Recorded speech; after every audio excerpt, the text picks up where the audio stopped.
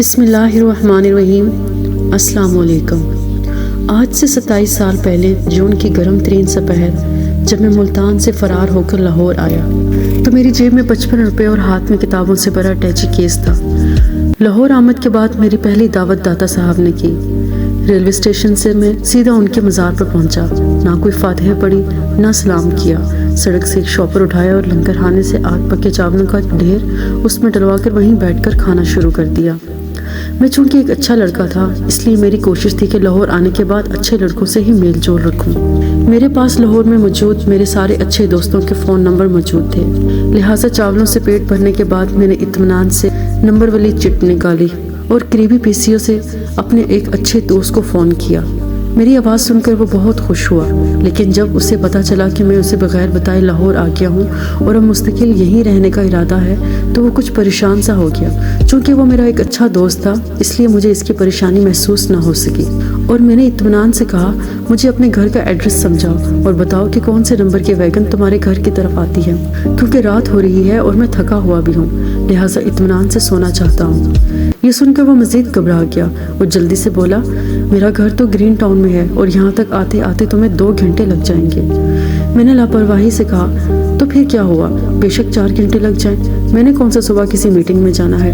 اس کے لہجے میں بے بسی اتر آئی، کھگیا سا گیا اور بولا، یا تمہیں میرے ابو کا تو پتہ ہے، بڑے مذہبی انسان ہیں اور ہمارے گھر کا دروازہ رات 9 بجے ہی بند ہو جاتا ہے، وہ مائنڈ کریں گے۔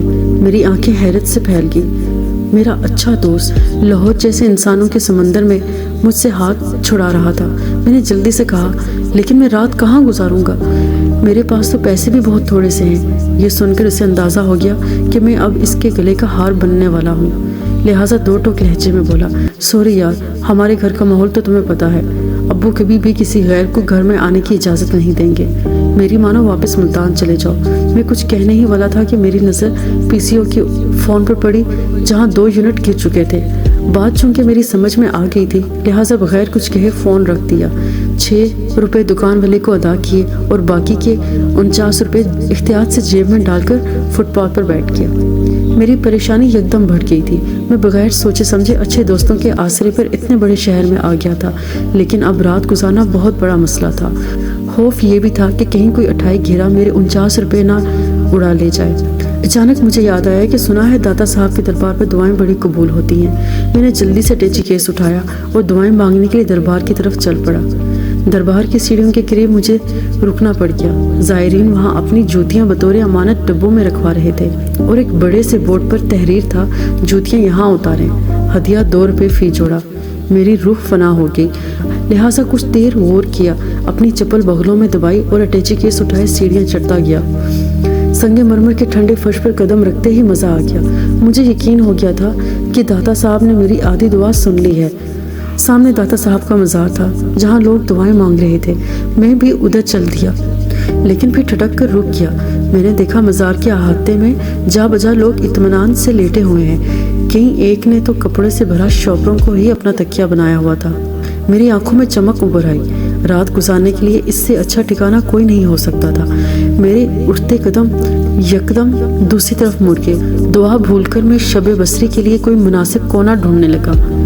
پھر صحن میں عین مسجد کے سامنے مجھے ایک جگہ مل گئی۔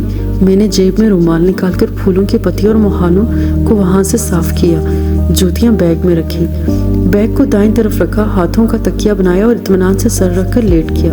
اسی دوران عشاء کی اذان شروع ہو گئی اور لوگ خدا کے حضور سجدہ ریز ہونے مسجد کی طرف جانے لگے۔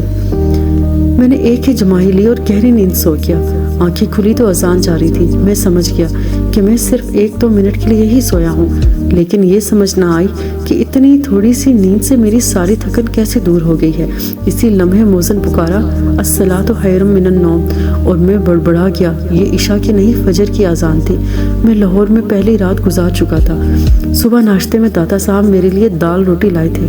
میں نے وضو والی ٹونٹی سے منہ ہاتھ دھوئے، لنگر سے جا کر دال روٹی کھائی، جیب میں رکھے پیسوں کو گنا اور بیگ اٹھا کر پھر سڑک پر آ گیا۔ دھڑکتے دل کے ساتھ پی سی او پر پہنچا، جیب سے اچھے دوستوں کے فون نمبرز والی چٹ نکالی اور باری باری نمبرز ملانا شروع کیے۔ हर अच्छा दोस्त वाकई बहुत अच्छा साबित हुआ, क्योंकि घर से भागे हुए बंदे को किसी ने भी लिफ्ट ना कराई।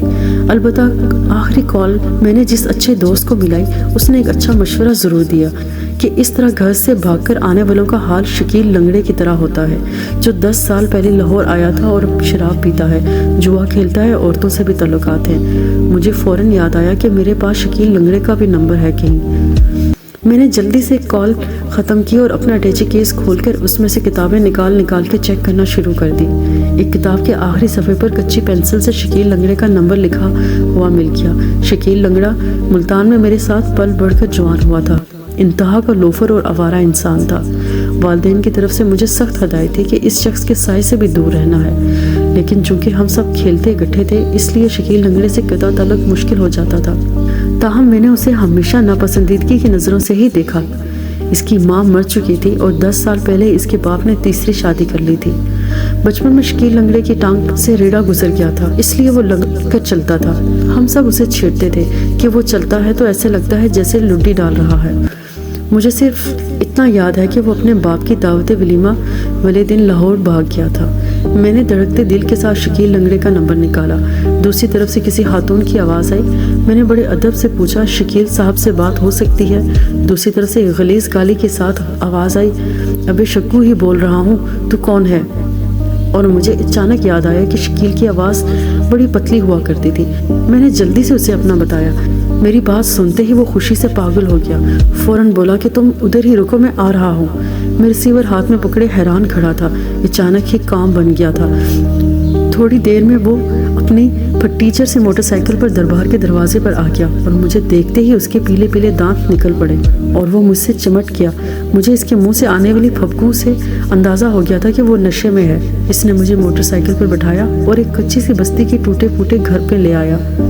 इसने अभी तक शादी नहीं की थी और वो अकेला ही रह रहा था। इसके सारे जवारी दोस्त यहाँ रहते थे।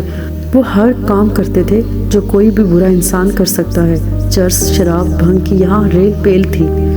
ये लोग पीते भी थे और बेचते भी थे। शकील लंगड़े के इसके घर में मुझे 2 माह गुजारने का मौका मिला। इस दौरान ना उसने मुझसे किराया मांगा, ना खाने के पैसे, बल्कि उल्टा 100-200 मुझे पकड़ा देता।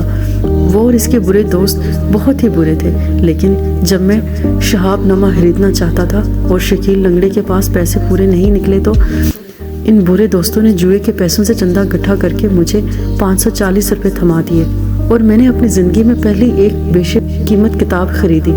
मुझे बॉल पॉइंट, पेन, इम्तहानी गत्ता और कागज़ों का दस्ता भी शकील लंगड़े ने ही ला कर दिया था। रसालों को बजरिया डाक अपनी तहरीरें बेचने के लिए डाक टिकट और लिफाफे भी शकील लंगड़ा फराहम करता था। आज भी मेरी लाइब्रेरी में रखी हुई मुतअद्दिद किताबें शकील लंगड़े की मरहून मिन्नत हैं। 27 साल गुजर गए हैं। शकील लंगड़ा पुलिस मुकाबले में मारा जा चुका है।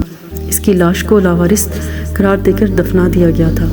मजंग चौकी से चोबर जी की तरफ जाएं तो मियानी साहब के कब्रिस्तान के दाएं तरफ एक कोने में इसकी गुमनाम सी कब्र आज भी मौजूद है।